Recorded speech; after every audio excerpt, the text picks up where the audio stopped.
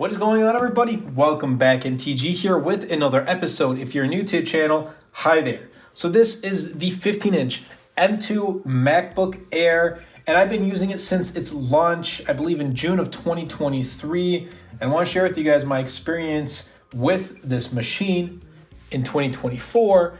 And also do keep in mind that the 15-inch M3 MacBook Air, as well as the 13-inch M3 MacBook Air, is rumored to come out sometime this year, and we're looking at a closer release, maybe in March of 2024.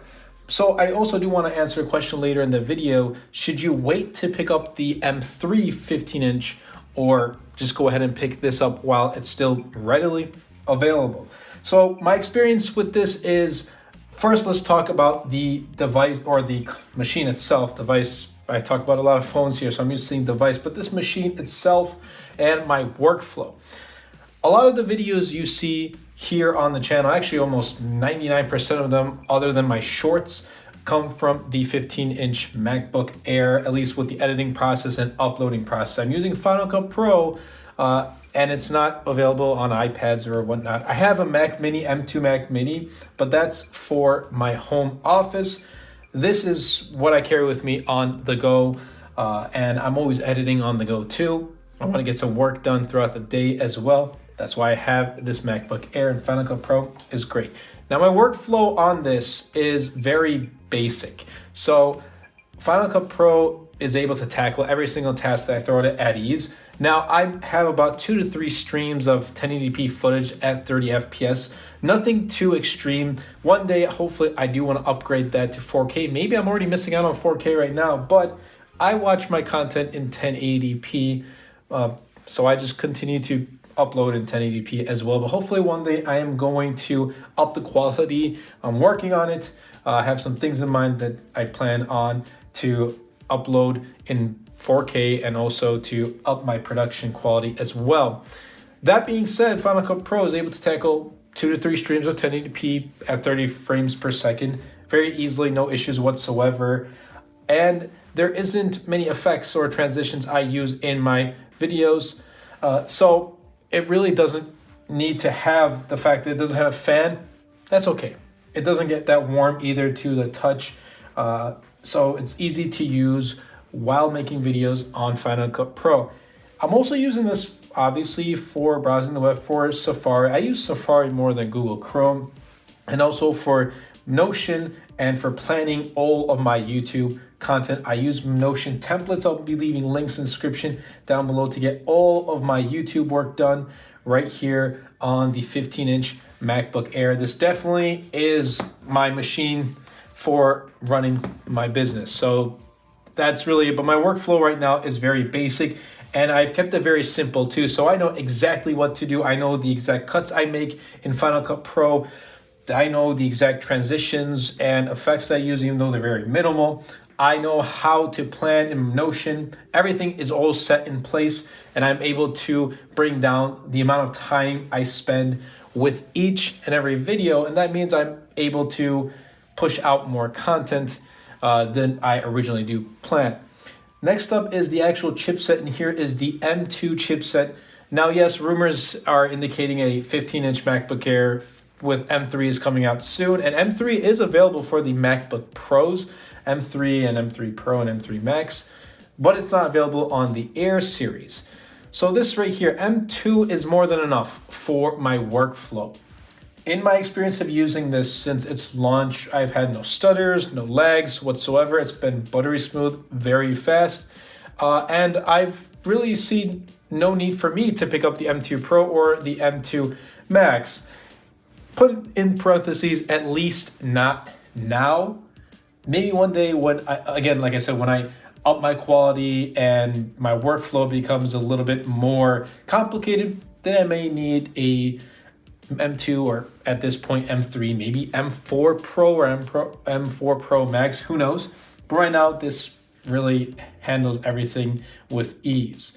Now, when I do edit and export videos on Final Cut Pro, it doesn't get warm either. And I did state that before. Now, this doesn't have a fan, so if you have a MacBook and it does get very warm and the fan kicks in like my previous MacBook Pro did with an Intel processor, then you may want to, especially if your workflow is a little bit more complicated. But for me, I have no complaints with this. It's got MagSafe, it's got 2 Thunderbolt ports, it's got a headphone jack right on the other side, and that's great. I mean, it doesn't have an SD card reader, which is a downside. Only the pros have that, an HDMI port, but I've gotten used to it.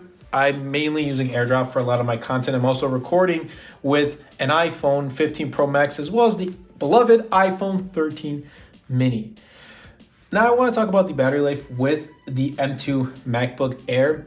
And it was great at first because the first 2 months, the battery life on this was amazing. And it was the same thing with my 13-inch as well. It would last me about 4 days on a single charge. And keep in mind, this is my machine I am making content on. I am using it for Final Cut Pro. I'm planning on Notion and using Safari. I'm also watching videos on YouTube and whatnot, writing documents. This would last me for 4 days on a single charge, but now I'm needing to charge it every single day, even if I'm not using Final Cut Pro. I can sit down from morning to night, use this for work, and then by the end of the day, I still need to charge it. So it definitely has degraded a little bit quicker than I had originally anticipated, but nonetheless, it's still, is much better than my MacBook Pro with Intel processor. I could not take that out of charge. It was just in charge all the time, and I used that for about 5 years, and then I kind of upgraded to the M2 MacBook Air 13-inch. But everything else about this has been great. And yes, I'm not diving into numbers because that's not me. I used this right when I was graduating college. I used a 13-inch, which was a very similar experience. I used that throughout my last year of college. And if you're a college student, university student, this 15-inch or the 13-inch will definitely suffice your needs. The only difference with the 13 and 15-inch is, do you want a larger screen machine or a smaller screen machine? And also portability. This is just a little bit heavier, which means if you have the 13-inch, it's going to be better for your back when you're carrying it inside your backpack. So that's really a preference. It's up to you. But as a university student, I would definitely recommend this. It'll easily tackle through all 4 years of your university. Pricing on this, it's decently priced at $12.99. 8 gigs of unified memory and 256 gigs of SSD. Yeah, I mean, it's all right. I have the base model here and it's kind of getting me through. I mean, the unified memory 8 gigs is okay, but the 256 gigs of SSD is not.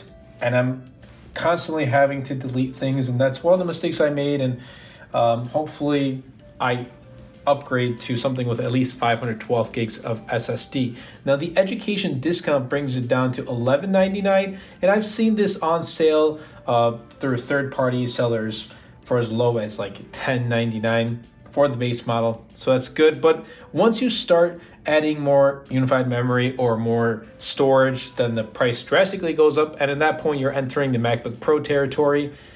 And then I would just recommend getting a MacBook Pro. So if you really want this, I think the base model is probably, or maybe one up the base is probably going to be your best bet. After that, just go for the Pros. Now I traded in my 13-inch M2 and I got a value of $655. I mean, I wish it was more, but that's Apple for you. But overall, I'm really happy with the 15-inch M2 MacBook Air. It's less fingerprinty than the midnight color I had with the 13-inch, but it still gets really dusty and really dirty real quickly.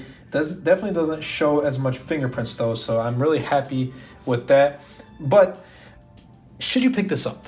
Should you pick up the 15-inch M2 MacBook Air in 2024? Putting aside the fact that the M3 is not out, the M3 15-inch MacBook Air is currently not out on the market, then yeah, I would definitely recommend picking this up, because this is what a lot of consumers wanted. They wanted a larger screen MacBook without going for the Pro. Before this, it was you pretty much have to get the 16-inch MacBook Pro to get the larger screen. Now we got this, but as an Air, so that's really great.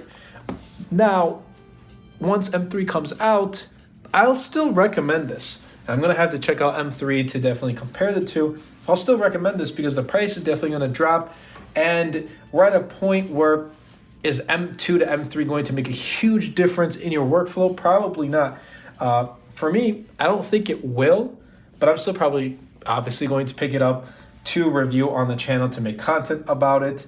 But if this is going to be your main machine throughout college or throughout your home office or whatever it is, M2 15-inch MacBook Air is going to be a great choice. Absolutely happy with the choice I made. And if you guys want to see more content on 15-inch MacBook Air, let me know in the comments down below. My experience has been great so far, other than the battery degradation that's been a little bit quicker than I had originally anticipated. But everything from the quality of the screen to the keyboard to Touch ID, because I didn't have it with my previous MacBook Pro, and my workflow and everything, it's just been great. It's been a breeze, and I can easily recommend this machine to many consumers. Most consumers. If you're a pro, like you just need the best of the best, then this is not going to be for you. Go get a MacBook Pro. Other than that, definitely check out the 15-inch.